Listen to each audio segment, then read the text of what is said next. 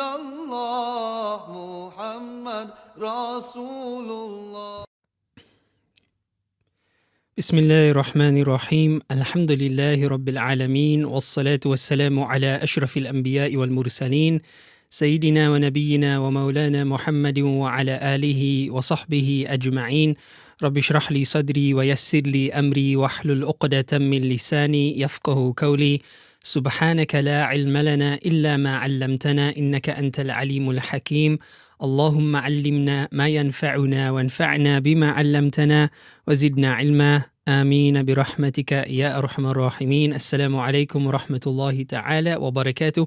أهلا وسهلا ومرحبا بكم. I welcome you back to our course on Ibn Hajar's Nukhbat al-Fikar towards understanding the core concepts in Hadith theory. Walillahi alhamd. We pray that Allah subhanahu wa ta'ala bless our gathering and make us from among those who can benefit from the prophetic legacy of Rasulullah sallallahu alayhi wa ala alihi wa sahbihi wa sallam. Ameen ya Rabbal Alameen. So, respected brothers and sisters in Islam, we are going to continue from where we left off previously, inshaAllah ta'ala. I just need to get my slides going. Yeah, I seem to have a issue with the slides.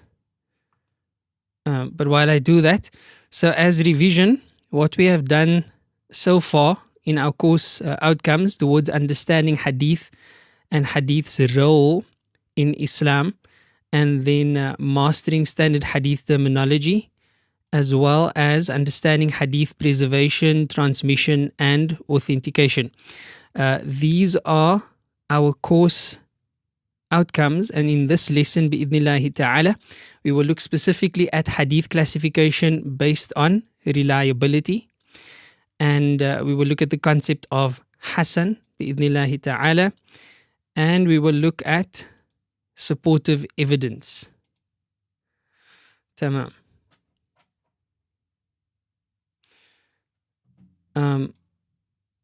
Now, I think that I'm going to have to figure out an alternative way to sort out these slides, inshallah.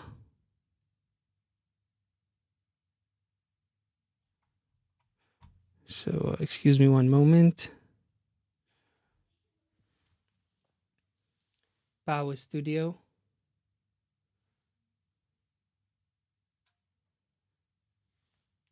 Power Studio.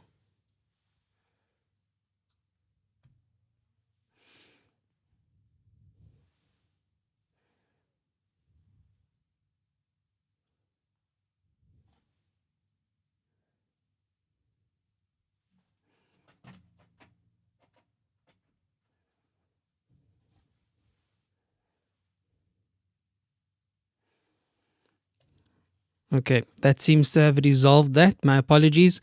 So looking again at our lesson outcomes, we have the following in place.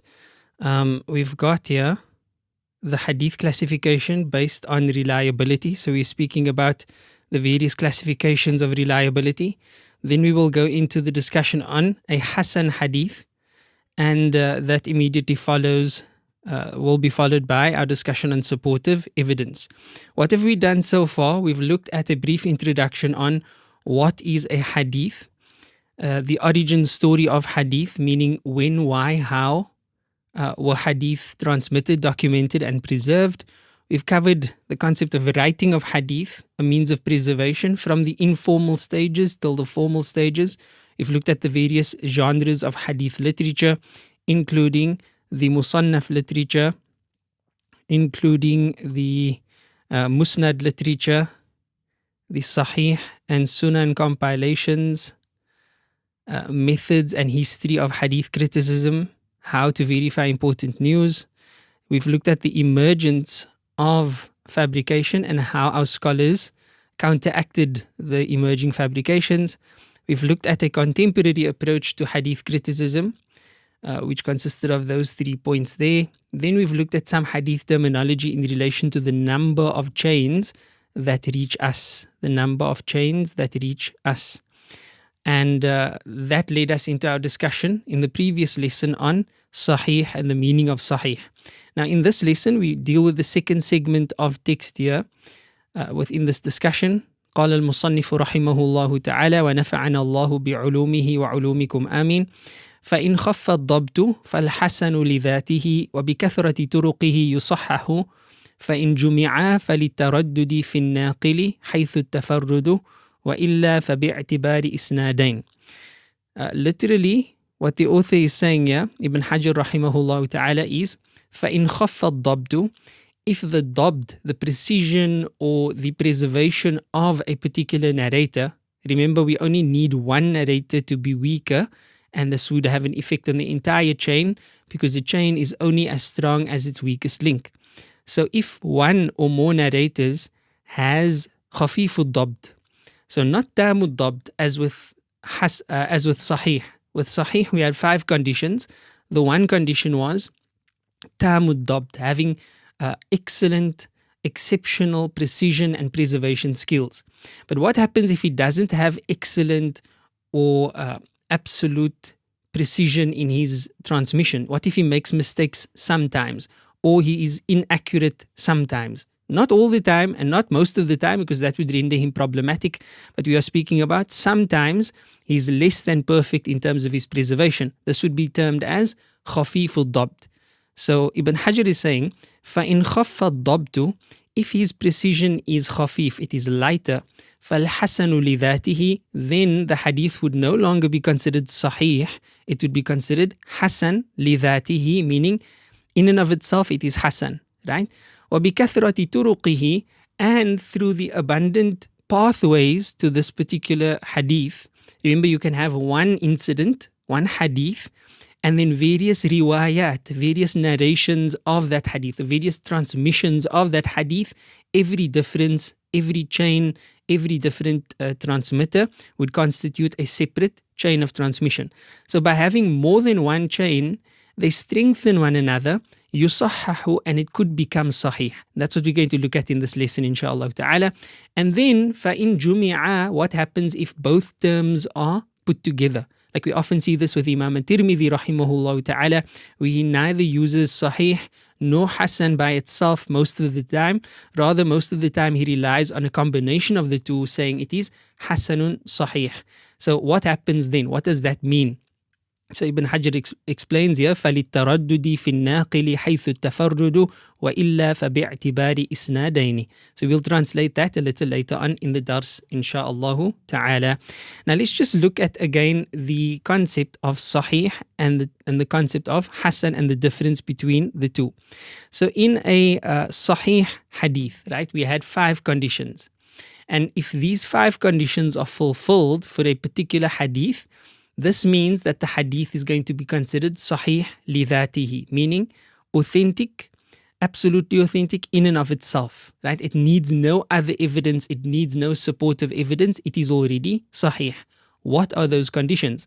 So the first condition is that every narrator needs to have adala, so he must be an adl, he must be a person of integrity. The second condition is that the person must have tamud dabt, which is perfect or excellent precision and preservation skills. Thereafter, we said the sanad itself, the chain of transmission, must be muttasilus sanad. It must be a connected and contiguous chain. Every teacher must have met the student, every student must have met the teacher till the end of the chain. And the hadith must be free from hidden defects, meaning that it's not just sound or acceptable or sahih at face value, but even upon deeper inspection and comparative study between other ahadith, you find that there are no hidden defects that become manifest when comparing. And there must be no shudud. What is shadh? Shadh is when a reliable transmitter contradicts somebody who is more reliable than he, and you end up with a transmission, you end up with a hadith or some statement that contradicts that which is already considered to be more authentic than it, whether that be the Quran, whether that be a mutawatir hadith, or whether that is a sahih hadith but of a higher caliber than the one in question. So if these 5 conditions are fulfilled, then what we have is as-sahih lidhatihi. You have a hadith that is considered authentic lidhatihi, in and of itself, requiring no other authentication at all, right? It is authentic by itself. Wallahu subhanahu wa ta'ala a'lam. Now, here's some revision notes here. This is Hadith Sahih. We've explained this now three or four times as a means of revision. And what is important for us to know, at this stage is that every definition that we study must be memorized. That's the essence of learning Mustalahul Hadith at a traditional seminary. You have a set of nomenclature or technical terminology, and in order for you to become comfortable with that science, you need to be familiar with the nomenclature. That's the idea behind the study of Ulumul Hadith or Mustalahul Hadith within the traditional seminaries, especially at an introductory level. It is usually later on that one gets into a more applied study of these technical terms. In some instances. In other instances, it's the study of Ulumul Hadith is often limited to only the memorization of these terms. So you can understand within a traditional spectrum how important it is to understand all of these definitions. So we've learned quite a few. It would be appropriate for us to take some time out and actually study them and commit them to memory. So here you have each of the conditions of a Hadith Sahih and a translation for it. Of course, there are other translations. And for each one, you have a definition that explains what they are about, which of course we went through in the previous lesson. Walillahil hamd. Now we proceed to look at what this entails in a sanad.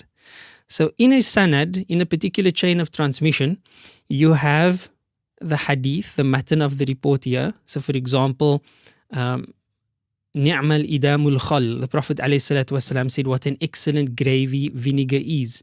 And of course, there's a context to that. So let's just take that as an example, right? So imagine that's the matan that we are dealing with here, the wording of the hadith. Of course, Rasulullah ﷺ is beyond reproach, is beyond criticism. He is ma'soom. The companion, we say about them, kulluhum udul, all of them are people of integrity. Allah Ta'ala attested to that. And they ensured the preservation of the sunnah by checking one another consistently. Beyond that, we ask the following questions. Does each transmitter possess adala? And I've given it a little code here in the form of a star. That's integrity. And does each transmitter possess tamud dabt? And I've also given this a little code here in the form of the lightning bolt. This is just for ease, so we can see this in effect. So is each transmitter essentially a thiqah, because the adala and tamud dabt collectively, you refer to that concept as being a thiqah. So if you speak about a thiqah narrator, it means that the transmitter in question has integrity and he's got precision. He's got adala and he's got tamud dabt. So looking at our diagram over here, I've given stars for integrity and I've given lightning bolts for tamud dabt, showing that they are transmitters of precision. The second question we ask is, did each transmitter meet the one before and the one after? Meaning, is the chain contiguous? Is there ittisalus sanad? So this can only be known by way of comparing the dates of each transmitter and whether it was possible for each one to meet the one before and the one thereafter. And it is also possible to determine this by looking into their biographies and checking to see whether there is historical evidence that a particular transmitter was the student of the person that he claims to be transmitting from. And that essentially answers the question about ittisalu sanad, whether the sanad is contiguous or not. The third question we ask is the chain free from hidden defects? Now, at this stage, it would be impossible for you to determine this. Number one, you don't know what the hidden defects are. And number two, you still have to go through the process that actually reveals the hidden defects, because it requires comparison with other chains, at least for the most part. And then the fourth question here is the report free from contradictions with more reliable chains or reports? So this transmission here that they are reporting from the Prophet ﷺ, are there other chains or other ahadith that contradict what is being said here? And if so, then is the other chain more authentic or less authentic than this one? That would have an impact on whether there's any shadh or anomalies present within this hadith. If you answer all of these questions positively, then that essentially means that you are dealing with a hadith that is sahih li dhatihi, authentic in and of itself. Why? Because you've checked. Each rawi is a person of integrity or adala. Each rawi is a person of tamud dabt, meaning they are precise in their transmissions. Then you've checked the contiguity of the chain. Every transmitter met the person before and after him. And you've checked for hidden defects. You found no such hidden defects and you found no such contradictions. And therefore the hadith is sahih li dhatihi. Tamam? So that's what we dealt with essentially in the previous lesson. And we've analyzed that to the furthest extent that we require to do so in this particular course, bi'idhnillahi ta'ala. Now we're moving on to the next concept of reliability, and that is the Hassan Hadith. Now the Hassan Hadith is very similar to the Sahih Hadith, and we can see that in terms of its definition, we can see that in terms of its conditions. In fact, I've used the same diagram as we used previously to demonstrate this. For a hadith to be Hasan li dhatihi, right, good or acceptable in and of itself, it requires for each transmitter to be a person of adala, integrity, khafif ad-dabt. Now, of course, we are not saying that each transmitter needs to have khafif ad-dabt. A chain is only as strong as its weakest link. So even if one transmitter has less than excellent precision or preservation, then that would be sufficient to categorize the hadith as being Hasan instead of Sahih. Tamam? So Khafif al-Dabt was the next one. And then Muttasil al-Sanad is exactly the same. Ghayru mu'alin, no defects, exactly the same. Wala shadh, and nor should it have any contradictions to that which is more authentic than it. And they are your 5 conditions. What's the difference between this one and Sahih li dhatihi? Clearly, it is only the issue of dabt.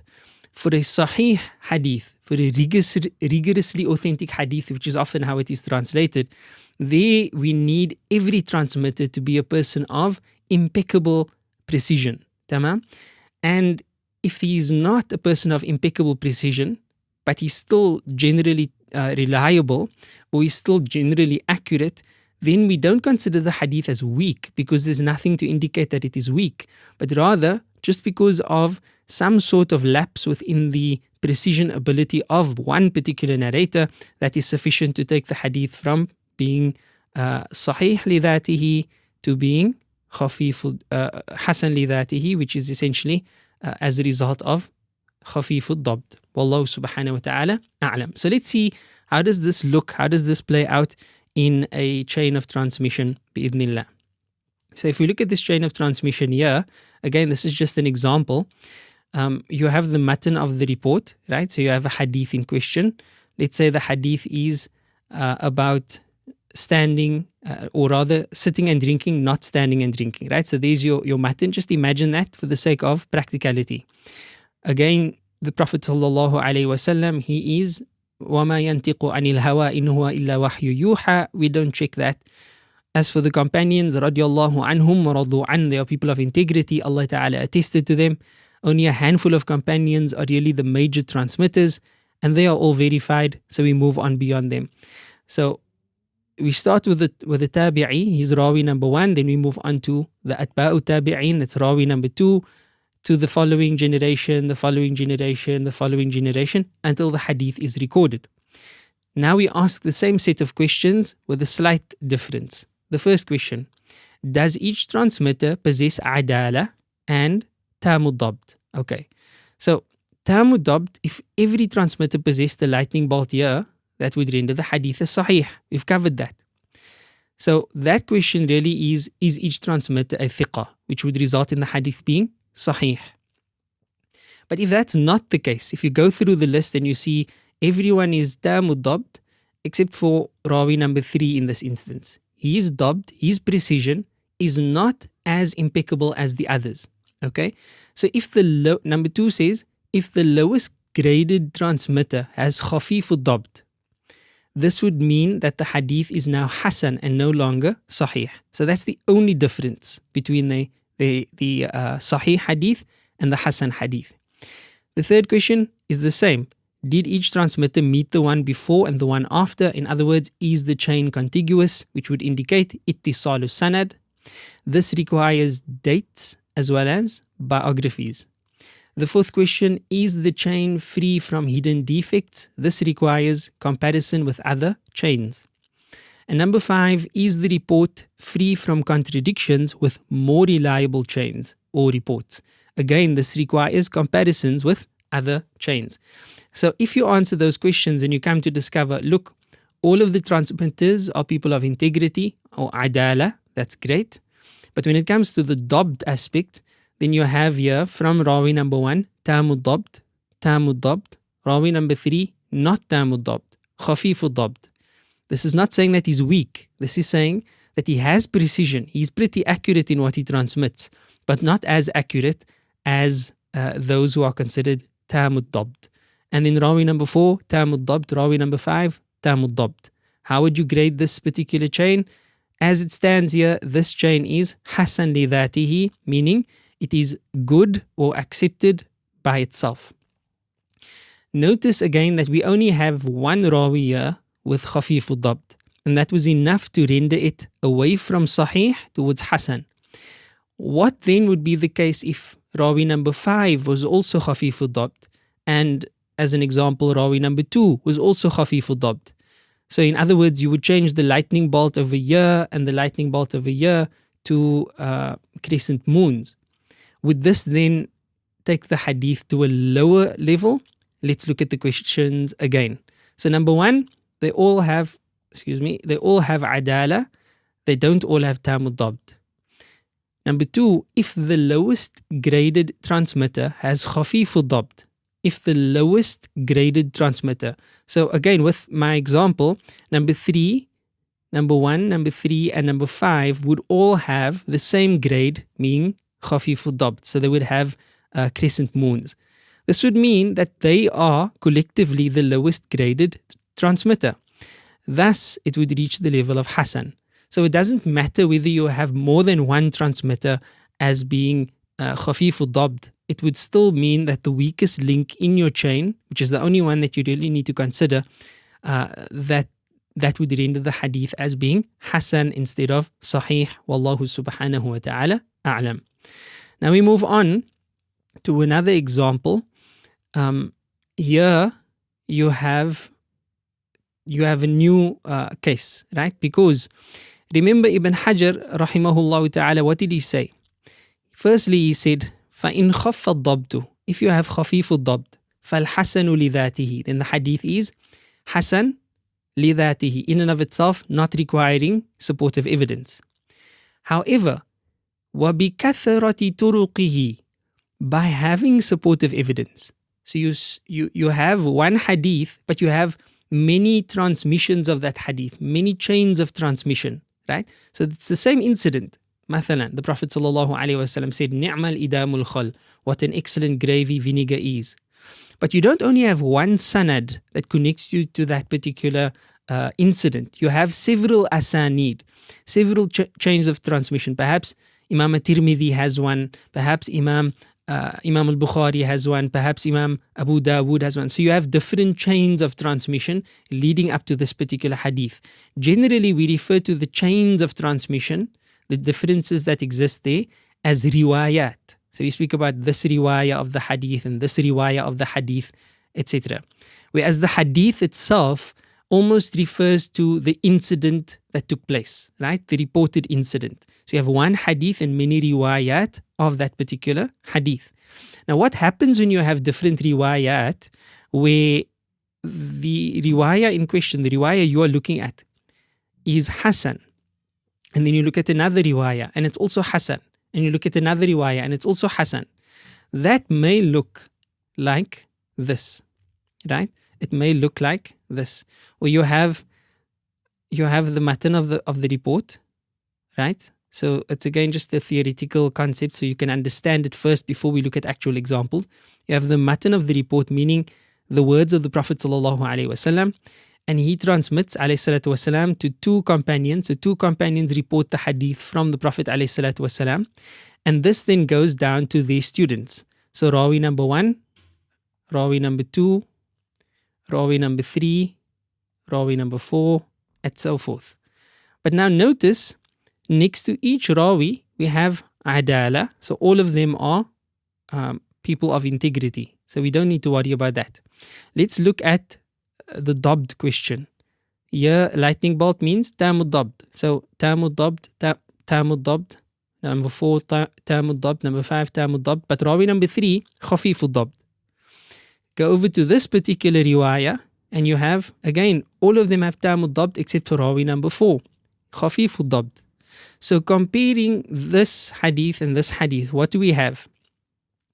This chain here, going from the Prophet ﷺ to the companion, all of these transmitters here, that would mean that this individual chain is Hasan li dhatihi. And then looking at this separate chain from the Prophet ﷺ to the companion all the way down here, based on the fact that Rawi number 4 is the weakest link and he's got Khafiful Dabd, this would mean that this chain is also Hasan li dhatihi. So you have two chains of transmission for the same matan, the same hadith. One is Hasan li dhatihi, the other one is Hasan li dhatihi. But notice it's two different transmitters entirely, right? That causes the hadith to reach to Hasan li dhatihi. What results of this now is supportive evidence. This rawi, or rather this riwayah, supports this riwayah, and now you no longer consider the hadith, which is the matan here at the bottom. You no longer consider this to be Hasan li dhatihi. Rather, because of the supportive evidence, you have Sahih li ghayrihi. You have Sahih li ghayrihi, meaning it is now considered authentic. Why? Li ghayrihi, because of other than it. In other words, because of supportive evidence. So this teaches us a new concept, that when we grade a hadith, when we're looking at the ruling or the authenticity of a particular hadith, the reliability of that hadith, what we are speaking about is an incident that happened in the life of Muhammadur Rasulullah sallallahu alaihi wasallam, essentially. The witnesses of that incident are the Sahaba. Some of them would have transmitted it to the Tabi'een. So sometimes you have different chains spreading from the Sahaba already. At other times, you have one Sahabi transmitting something to several Tabi'een. So then you have several chains splitting off from there. And so on and so forth. The chains could split off at any point where you have one teacher and several students. Those students then become teachers, some of them, and they transmit to others. So you end up with several chains of transmission, and they often, with one hadith, they often link up somewhere, right? Unless it's a completely different companion with a completely different chain, but transmitting the same incident, then they don't meet up. Still, they support one another because they're speaking about the same incident. Now, all of this that I'm describing here, the various transmissions, the riwayat, what is this essentially? This is supportive evidence. So remember, we spoke earlier in the course about a reporter who gets news that in a particular country there was an earthquake of a massive scale. On the Richter scale, it was like off the charts. I don't know the exact figures that would be high and low, but I think something like a 6 or a 7 on the Richter scale would be huge. So under those circumstances, if the reporter says, I got one report, then that's one transmission or one riwayah. But then he calls somebody else, a completely different individual, doesn't even know the first individual, and he asks about the incident, and this person says the same thing. So this is another riwayah. Then he receives a message, that's another riwayah. Then he reads an email, says the same thing, that's another riwayah. So these are all different riwayat. As individual reports, they are only going to be as strong as the person transmitting them. But if you put them together collectively, then they all support one another. Now you don't grade the individual reports. You are going to grade the veracity of the incident itself. So did an earthquake with a 7 on the Richter scale occur in that country, yes or no? The chances of probability increase the more transmitters you have reporting the same thing. And that's essentially what happens with hadith as well. So if you have one Hasan li dhatihi hadith, supporting another Hasan li dhatihi hadith, what you really end up with is Sahih, but li ghayrihi. Sahih, it is now rigorously authentic, but because of supportive evidence. The reality is, what you are still looking at is, you are looking at a Hasan li dhatihi chain and a Hasan li dhatihi chain, right? Two chains, there's the one and there's the other one. Each one of them by themselves would be Hasan li dhatihi. But because they support each other, they can now be graded as Sahih li ghayrihi. Not the individual chains, but the overall hadith in and of itself, the incident itself. So I hope that makes sense, inshallah. It's important that you understand that thoroughly. If you didn't, then perhaps with more examples, it would settle. Let's look at a different way that you can have a Hasan li dhatihi hadith. So you have, once again, the matan of the report. Ignore the ruling at the bottom. The Prophet ﷺ is reported to have done something. One companion transmits it from him, in this instance here. Then from that companion, it goes to one tabi'i. From that one tabi'i, we find that two separate transmitters at this level, transmit from that one tabi'i, and then the hadith shoots off to this side, and this transmission or riwayah shoots off to that side. Now notice, each rawi has adala, so that's not an issue here. And as far as dabt is concerned, number one over here has tamud dabt, and then rawi at level 3, tamud dabt, rawi at level 4, tamud dabt, rawi at level 5, tamud dabt. The problem is at level 2, this rawi has khafiful dabt, and this rawi has khafiful dabt. So the way you will see this is, you will have this one chain of transmission in a particular book, and you'll check that chain, and you'll end up saying that this chain is Hasan li dhatihi. And then in a different book perhaps, or in the same book, it doesn't matter, you find a different chain narrating the same hadith. So the same statement of the Prophet ﷺ, or the same action of the Prophet ﷺ. And you can even see similarities in the chain because they will have this part in common. But you have a different transmitter on this side who's also khafifu dabt. So technically you have another sanad here that's graded as khafifu dabt, having less than ideal or less than impeccable transmission. What happens in this case? Do you still regard each transmission as Hasan? No. Collectively, you look at the entire hadith, the entire incident, and it now is graded as Sahih li ghayrihi. Right? So it is Sahih, but not li dhatihi, not in and of itself. It's not Sahih because it meets the requirements of Sihha, authenticity, by itself. But rather it meets the requirements of authenticity because of supportive evidence. Right? So the moment you have more than one Hasan li dhatihi transmission, then you essentially have Sahih li ghayrihi as a whole. Now, there's of course practical elements to this that you only really come to figure out when you deal with an application of these concepts. But let me explain it by way of the example we have in front of us here. So imagine for a second that this rawi, number 2, he's also got a lightning bolt. I'm going to just try to draw my own lightning bolt there. Right, so that's an imaginary lightning bolt for both of them. So now you have Sahih and Sahih. The entire hadith here is going to be Sahih li dhatihi. However, I'm going to change this rawi number 1 to being Khafif al-Dabt. So rawi number 1 is now Khafif al-Dabt. Would this hadith, considering the fact that you have a transmission on the side, a riwayah over there, and a riwayah over here, so there's supportive evidence, isn't it so? So if you're saying yes, then you're missing a very important point here. It's only supportive evidence when you have two different transmitters, both being khafifud dabt, that support each other. But if you examine two separate transmissions, two separate riwayat, and you come to discover the same rawi, the same person with khafifud dabt in the one sanad is in the other sanad as well.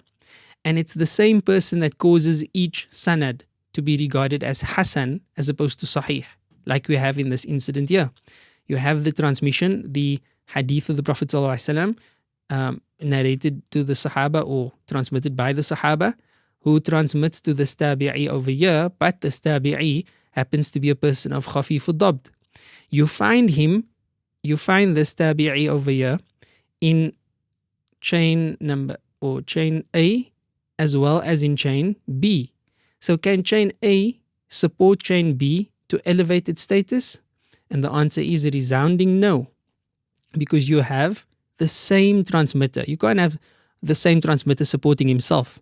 So the end result of this is the hadith would be Hasan li dhatihi, Hasan in and of itself, and not elevated to the level of Sahih li ghayrihi. Wallahu subhanahu wa ta'ala a'lam. I hope that makes sense and is clear, bi'idhnillah. Now we proceed over to another concept that isn't actually mentioned by Ibn Hajar at this stage, but it's an important element to add before we move away from this discussion and then have to come back to it again later. What we're going to now show you is that the concept of supportive evidence is not only applicable when you have Hasan li dhatihi and then you move up one step to Sahih li ghayrihi. No, in fact, you can have supportive evidence even when it comes to weak transmissions or weak riwayat. So let's look at an example here. Once again, you have the matan or the hadith itself. The Prophet ﷺ said, and he transmits it to a companion, right? So in this case, you have one companion, and this one companion transmits to Rawi at level number 1, Rawi at level number 2, Rawi at level number 3, 4, 5, right? But you have two chains. You have chain A on this side and chain B on this side. And the commonality in this incident, in this particular hadith, is of course the companion. Now, Rawi number 3 of chain A, Rawi number 3, he is not Tamud Dabt, nor is he Khafif Dabt. In fact, he is Da'if, right? So, scholars have compared his transmissions. They've checked his biography, they've checked his reliability, and they have seen that when it comes to this particular Rawi, his transmissions are not in conformity, or it does not accord, it's not congruent with the transmissions of his peers, of others who sat with the same mashayikh, who transmitted a hadith from the same mashayikh. His ahadith regularly do not comply or do not conform with their ahadith. They say A, B, and C, and then he says E, F, G, right? From the same transmitters. So that's how we know that Rawi number 3 in this incident is da'if. Similarly, in chain B, Rawi number 4 over here is da'if, is weak, right? We've discovered that he's weak. Now you have a weak Rawi in chain A and you have a weak Rawi in chain B. What does this result in? This results in chain A being da'if, chain B being da'if, but they lend support to one another. We're not dealing with the same transmitter. We're dealing with a completely different transmitter. So this Rawi's weakness and this Rawi's weakness support each other, where we can now trust this Rawi and this Rawi a bit better, because technically they are not the same transmitter and they are not in the same chain of transmission. This is a completely separate chain of transmission. So because they support one another, you now no longer have a da'if hadith, you have a Hasan li ghayrihi hadith. You have a Hasan li ghayri. So in the same way that a Hasan li dhatihi became Sahih li ghayrihi, you can have a da'if transmission, a da'if hadith can become Hasan li ghayrihi, right? Which again, it means that in and of itself, the individual components, the individual transmissions or riwayat, they are weak, they are da'if. But because they can support one another, you now end up with the resultant Hasan li ghayrihi. It is Hasan, but because of supportive evidence. Just like you had several Hasan hadith, Hasan li dhatihi, Hasan in and of itself. But because they supported one another, in that example of ours, they then step up and become sahih li ghayrihi, and Allah subhanahu wa ta'ala knows best. So what you essentially end up with is a ranking system where, if you imagine a flight of stairs over here, you have right at the top, you have sahih, then you would have sahih li ghayrihi, then you would have Hasan, and then you would have Hasan li ghayrihi, and then you would have da'if, and of course you have different ranks of da'if. So that would be a staircase of authenticity. Right at the top, you're going to have sahih li dhatihi, then you're going to have sahih li ghayrihi, then you're going to have Hasan li dhatihi, and then you're going to have Hasan li ghayrihi, and then you're going to have da'if, right? And then you're going to have different levels of da'af, different levels of weakness extending beyond the side. So that's essentially the reliability classification in ulumul hadith, right? There are others as well, da'if, different levels, but this is the essence. When you speak about reliable transmissions, it's either going to be mutawatir. We don't speak about sahih and hasan and so forth because it's mutawatir. But in terms of authenticity, we speak about a hadith being sahih, or sahih li ghayrihi, or hasan li ghayrihi, or da'if, right? Those are the essential classification in terms of reliability. So let's look one more time at what Ibn Hajar said and whether we've covered all of that, inshallah ta'ala. He says, فَإِنْ خَفَّ الضَّبْطُ, if the dabt, or the precision of the transmitter, is a little compromised, he's not weak, but he's just not ideal, he's not exceptional in his precision, فَالْحَسَنُ لِذَاتِهِ, the hadith would be graded as hasan in and of itself. وَبِكَثْرَةِ تُرُقِهِ, by having supportive evidence, you may raise it up to يُصَحَّحُ, it becomes sahih, again sahih لِغَيْرِهِ. Then Ibn Hajar said, فَإِنْ جُمِعَا, but if the two terms are brought together, in other words, you have the term Hasan as well as the term Sahih, like Imam Tirmidhi uses, then his explanation here is فَلِلتَّرَدُّدِ فِي النَّاقِلِ, it's either going to be because of doubt, reluctance in the case of the transmitter, حَيْثُ التَّفَرُّد, when you have an individual chain, وَإِلَّا, but if it's not an individual chain, فَبِاعْتِبَارِ إِسْنَادَيْنِ, then in consideration of two separate chains. What does this mean? It sounds complicated, but it's actually quite straightforward. You have a chain here, or two chains here, and I'll explain what this means now. On my, let's give it a number. So say A and B again. In chain A, right, you have transmitter number 1 and transmitter number 2, then the Sahabi, and then the Prophet ﷺ. Transmitter number 1 has adala and tamud dabt. Transmitter number 2 has adala, tamud dabt, but then he's also got a semicircle, or rather a crescent moon over here. How can he have both khafiful dabt and tamud dabt? Well, he doesn't. However, remember, these are judgments of the scholars about this particular transmitter. So when the scholars differ about the transmitter, and of course this is going to happen because it's not always clear cut that somebody is precise or he's not precise. Somebody has excellent precision, tamud dabt, or his precision isn't as excellent as people think it is. So these are essentially rulings or judgments that is from ijtihad. It's a human endeavor, right? It's a human endeavor, applied intellectual exercises in order to discover. We ask questions and we probe in order to discover the state of precision of a particular transmitter. How do we do that? Through a scientific method of comparing the transmissions. But still, the results could differ from one grading scholar to another grading scholar. Let me just call them that for now. So in some instances, like here in front of us, narrator number 2 or transmitter number 2, some scholars, they say that he's got khafiful dabt, while other scholars looked at his work and they said, no, he's got tamud dabt. right? So if this is the case, then how do we regard transmitter number 2? Is he a thiqa or is he not a thiqa, right? Remember, thiqa means adala and tamud dabt. So has he got full dabt or partial dabt? There's the difference of opinion.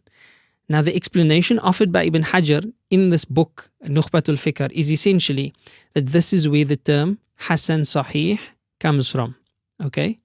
And that generally is one of the major theories of Hasan Sahih. The other concept or the other possibility that he offers us is where you have two isnads. You have in Hadith B on the screen, right? We're dealing with Hadith B. You have again two isnads. So from the Sahabi, you have B1 over here. And from the Sahabi, you have B2 over here. Okay. B1, you see Tamud Dabt, Adala and Tamud Dabt. Adala and Tamud Dabt. For both Rawi number 1, Adala Tamud Dabt. Rawi number 4, Adala Tamud Dabt. The second chain, you have Adala and Tamud Dabt for Rawi number 3, and you have Adala and Khafifu Dabt for Rawi number 2. Now in this instance, chain B1 is undoubtedly going to be Sahih, right? It's going to be Sahih. Sahih lidhatihi. Whereas chain B2 is going to be Hasan. Hasan lidhatihi. But if you look at these chains as a whole, of course the ruling is going to be that it is Sahih. But according to Ibn Hajar in this explanation, some scholars would still categorize the hadith overall, so the whole picture, which is B, not B1 or B2, but B, as being Hasan Sahih. So these are some of the theories that scholars had offered as far as the meaning of Hasan Sahih is concerned. However, in recent times, there's a study, I think it was a doctoral thesis called Al-Imam Tirmidhi wa manhajuhu fi kitabihi al-Jami', and it was compiled by Dr. Adab Mahmoud Al-Hamsh. And it's a 2-volume work, quite thick in size, and it is essentially an empirical study on Imam Tirmidhi's work, right? His Jami'. Imam Tirmidhi rahimahullah ta'ala, there's a lot to say about his work, and inshallah an opportunity might be available to discuss it a bit more.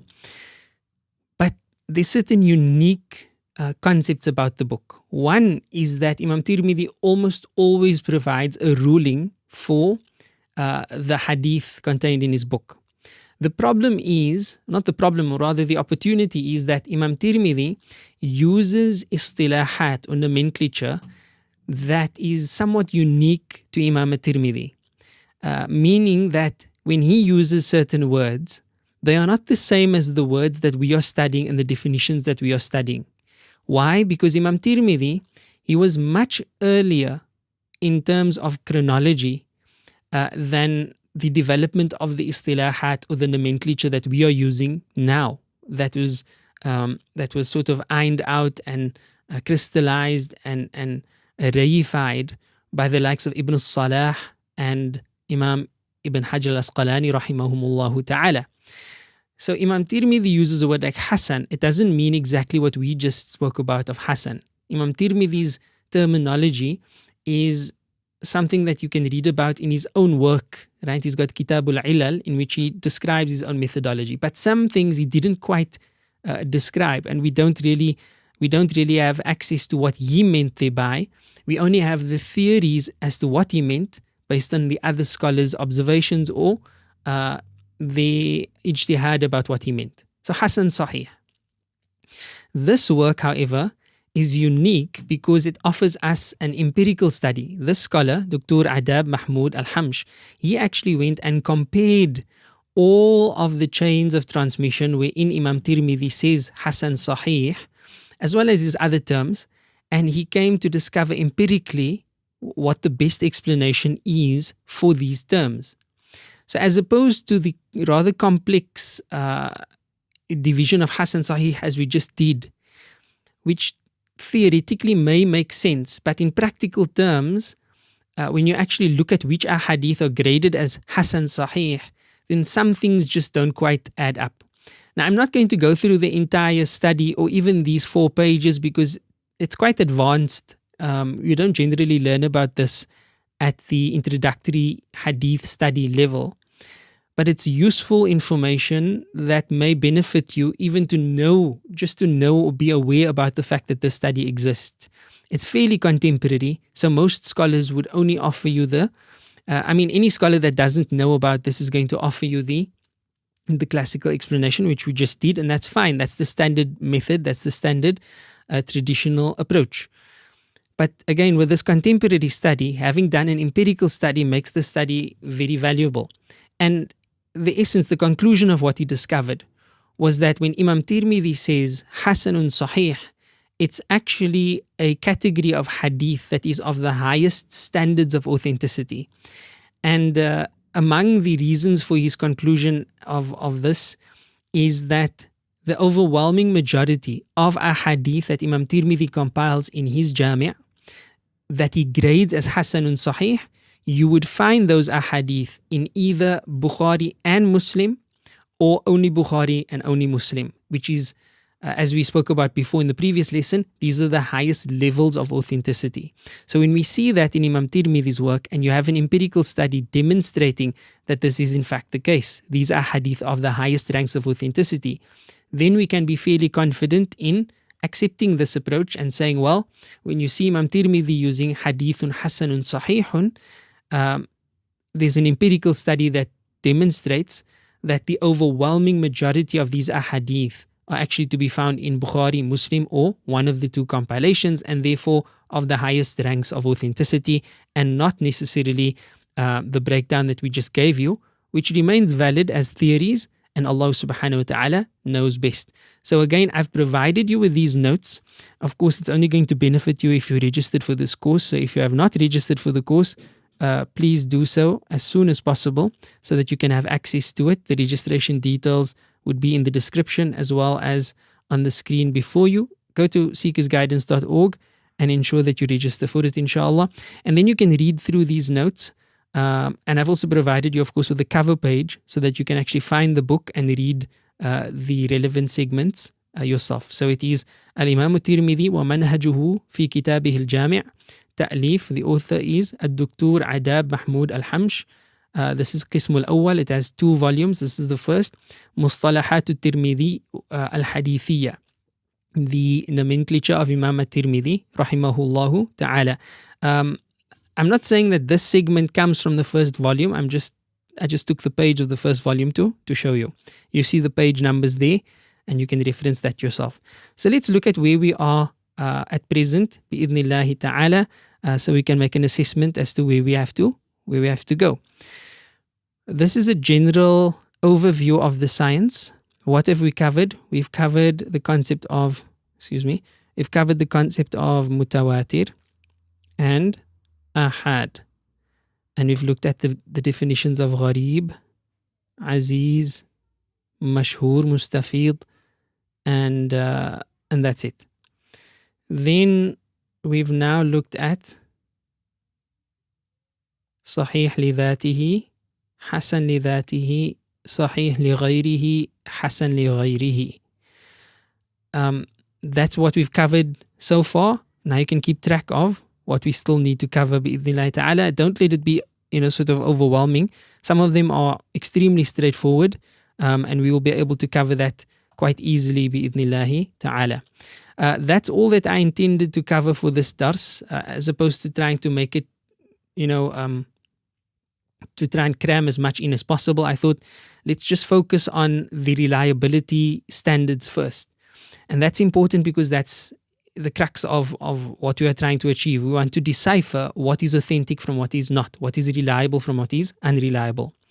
In the next lesson, inshallah ta'ala, just to give you a sort of a sneak preview, we'll be dealing with what happens when you have an additional transmission or an additional few words or phrase or sentence within one hadith that is not present in a different riwayah of that hadith. We will look at that, and also what happens when there's contradictions. So that's a segment of text. We speak about the contradictions between different types of narrators and what it results in different grades of transmission, bi'idhnillahi ta'ala.